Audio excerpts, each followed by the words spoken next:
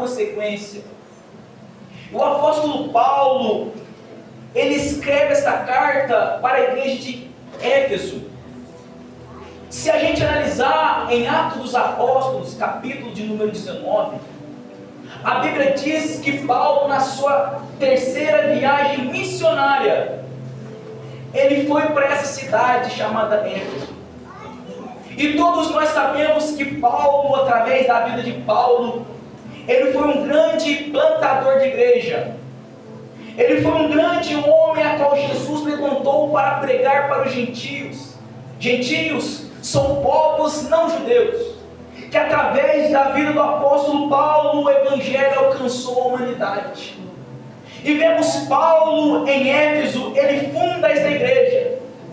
Mas Paulo depois, ele ficou aproximadamente 3 anos dentro deste local, porque a igreja estava em um contexto de perseguição, a qual o Império Romano dominava aquela região, aonde o Império Romano tentava parar os cristãos, que eram chamados de crentes, que eram chamados de quadrados, que eram chamados de pessoas diferentes. Mas mesmo em meio à perseguição, em meio mesmo às lutas que o Império Romano tentou parar a igreja, mas eles não conseguiram, porque a igreja não foi fundada por homens, a igreja não foi fundada por políticos, a igreja de Jesus Cristo foi fundada pelo próprio Deus. Aleluia. Deus nesta terra, Ele colocou 2 instituições. A primeira instituição é a família. A segunda instituição que Deus colocou aqui nesta terra é a igreja. Mas você pode ficar tranquilo nesta noite. Você pode ficar com o coração tranquilo, porque aquele que fundou a igreja, ele é muito maior do que todas as potestades do diabo. Aleluia. O diabo pode tentar levantar contra a igreja, o diabo pode até tentar parar, frear a igreja, mas Jesus disse que as portas do inferno não vai prevalecer contra a igreja do Senhor. Pode levantar leis para tentar parar os cristãos, mas nós estamos debaixo de uma palavra que já foi falada por Jesus. As portas do inferno não vai prevalecer contra a igreja do Senhor. Vemos que porta, meus irmãos, trazendo aqui, é um instrumento de defesa. Você não abre a porta da sua casa para qualquer pessoa. A porta é um instrumento de proteção, defesa. Só é para quem você permite. E quando Jesus disse que as portas do inferno não vai prevalecer contra a igreja, Jesus está dizendo, enquanto a igreja avançar, o inferno pode tentar resistir, mas não vai conseguir. Sabe por quê? Porque quem está com a igreja não é político, quem está com a igreja não é prefeito, quem está com a igreja não é o governador, quem está com a igreja é o nosso general Jesus Cristo. Mas só que o evangelho foi falado aqui nesta noite sobre renúncia. Só entende a renúncia quem já renunciou, sabe que é doloroso.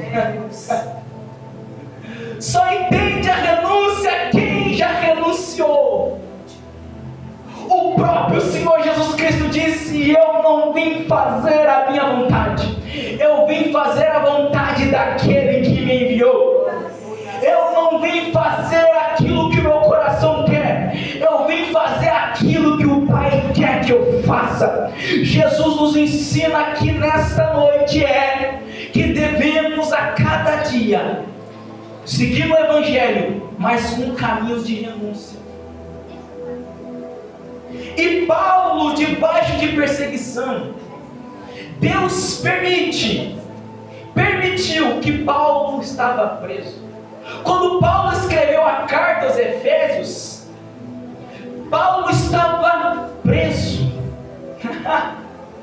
E o que me chamou a atenção é que se nós acompanharmos a carta inteira aos Efésios, a partir do capítulo 1, Paulo ele diz para a igreja de Éfeso que Deus tem bênçãos enriquecedoras para a igreja.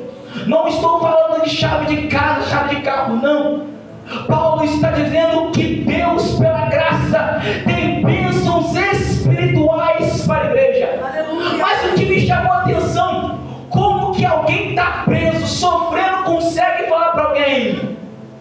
tem uma bênção para a tua vida. Mas Paulo entendeu o segredo, que através do sofrimento que ele estava vivenciando, outros crentes também olhavam a vida de Paulo e disse: se ele está aguentando o processo, eu também posso aguentar o processo. Às vezes você está preso, está na dificuldade, e você não está entendendo o que está acontecendo na sua vida, mas Deus manda te dizer para você nesta noite, que isso é um processo na sua vida, e quando o processo está na sua vida, outras pessoas vão testemunhar aquilo que Deus está fazendo na tua história. Deus ministrou no meu coração, Deus disse no meu coração: eu sou Deus de gerações. Para cada geração, Deus sempre levanta um remanescente. Para cada geração, Deus levanta um. Mas para Deus levantar um, alguém tem que dizer, como o profeta Isaías disse: eis-me aqui, Senhor. Aleluia. Glória a Deus. Levante suas mãos nesta noite que eu vou profetizar. Esta geração, Deus está levantando uma geração de profetas. Se você está dizendo aqui nesta noite: eis-me aqui, Jesus, eu quero levar a tua palavra para os quatro cantos da terra. Assim como Paulo disse para a igreja de Éfeso que as bênçãos do Senhor estavam naquela igreja, assim Jesus está dizendo que as bênçãos espirituais estão na igreja de Brasil para Cristo nesta noite. Só vai receber quem acredita que Deus tem algo para você nesta noite. Levante as tuas mãos e glorifique ao Senhor Jesus Cristo.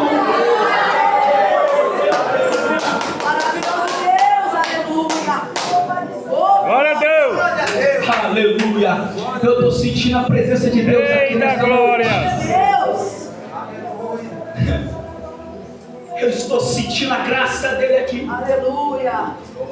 Paulo estava preso, mas Paulo não estava presente dentro da igreja. Paulo estava conectado espiritualmente com a igreja. Às vezes você está lá na sua casa orando, vem alguém na sua mente. Sabe o que isso significa? Que teu espírito está conectado com aquela pessoa. Deus está dizendo: sabe, essa pessoa que vem na sua mente é para você orar pela vida dela. Sabe por quê?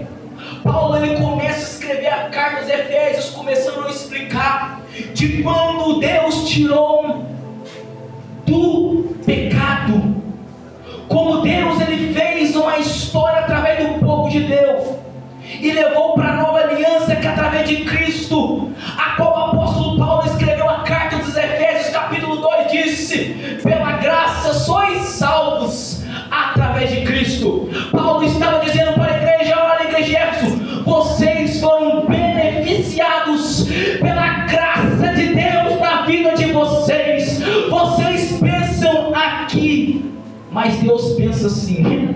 Quando foi cantado que os pensamentos de Deus são maiores, Wender, Deus ministrou no meu coração: o teu pensamento é isso aqui, mas o que eu tenho para essa igreja é isso aqui.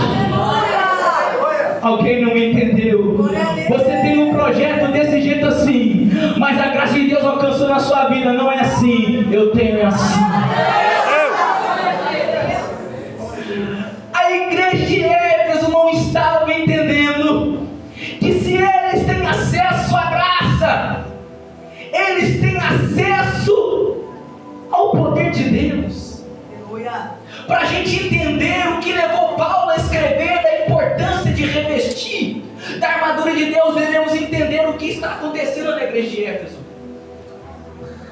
A igreja de Éfeso não entendia que o plano de Deus, que através do sacrifício de Cristo temos a capacidade, através do poder dele, de fazer coisas maiores. Porque o Senhor Jesus Cristo, neste momento, ele está à destra do Pai. Quem está conosco